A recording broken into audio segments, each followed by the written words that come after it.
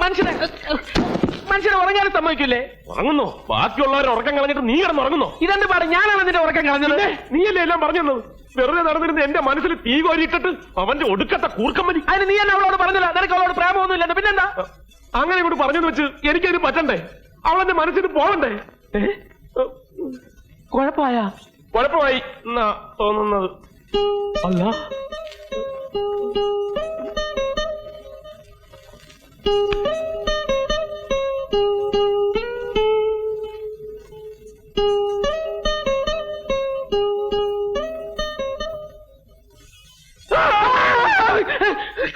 എന്താ പിശാചാ പുറകെ കൂടെ ഒന്ന് പേടിപ്പിക്കുന്നത്? പേടിപ്പിച്ച ഞാനാണോ? നീയല്ലേ? ഞാൻ നിന്നെ സമാധാനിപ്പിക്കാൻ വന്നല്ലേ? സമാധാനിപ്പിക്കുന്നു? ഇങ്ങനെയാണോ സമാധാനിപ്പിക്കുന്നത്?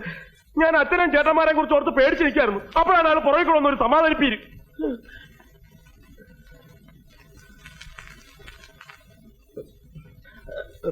ഇനിയിപ്പൊ പേടിച്ചിട്ട് എന്താടാ കാര്യം? നിനക്ക് ശരിക്കും പ്രേമം വന്നെങ്കിൽ നീ അങ്ങോട്ട് പ്രേമിക്കണം. ആരൊക്കെ എതിർത്താലും അവളെ കെട്ടണം. അങ്ങനെ അങ്ങ് തീരുമാനിക്കാൻ പറ്റും. എനിക്ക് ഇനിയും പലതും ആലോചിക്കാനുണ്ട്. എന്നാ ഒരു കാര്യം ചെയ്യ്, ഇന്ന് രാത്രി മുഴുവൻ നീ ഇവിടെ ഇങ്ങനെ ഇരുന്നാലോചിക്ക, ഞാൻ ഇങ്ങനെ ഇവിടെ കിടന്നാലോചിക്കാം. ഓക്കെ?